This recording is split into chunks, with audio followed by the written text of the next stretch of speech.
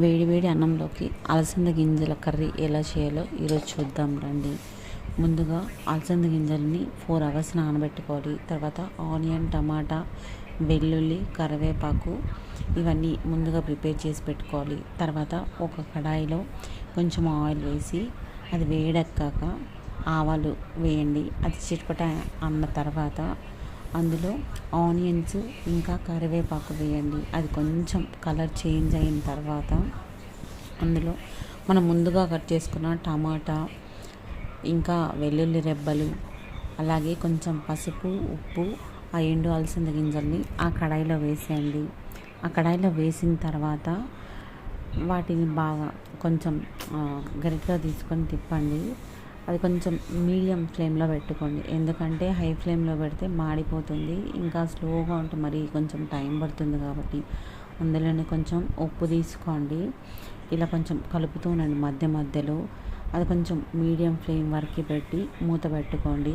మూత పెట్టుకున్న తర్వాత అలసంద గింజలు, టమాటాలు అవి ఇంకా కొంచెం బాగా మగ్గాలి. ఆ మగ్గితేనే కొంచెం కర్రీ బాగా వస్తుందండి. సో దాని తర్వాత అలా అప్పుడప్పుడు మధ్య మధ్యలో దాన్ని ఒకసారి చెక్ చేసుకుంటూ చూసుకుంటూ ఉండండి. అందులోనే మీకు టేస్ట్కి సరిపడినంత కారం తీసుకోండి. కారం వేసాక కొంచెం స్టవ్ సిమ్లో పెట్టుకోండి. సిమ్లో పెట్టుకొని ఇలా కొంచెం లైట్గా తిప్పుకుంటూ ఉండండి. ఆ కారం మొత్తం ఆ కర్రీకి పట్టిన తర్వాత అందులో కొంచెం మీరు వాటర్ యాడ్ చేసుకోండి. వాటర్ అంటే అవి కొంచెం బాగా మునిగేంత వరకు తీసుకోండి వాటరు. ఇది కొంచెం రైస్లోకి లిక్విడ్ టైప్ ఉంటే బాగుంటుందండి ఈ పులుసు.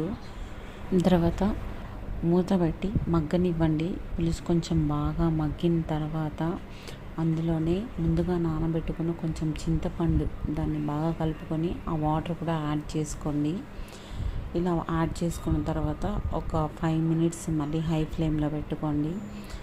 అంతే, పులుసు రెడీ అయిపోయింది. వేడి వేడి అన్నంలోకి అలసంద గింజల పులుసు సర్వ్ చేసుకొని తినడమే అండి.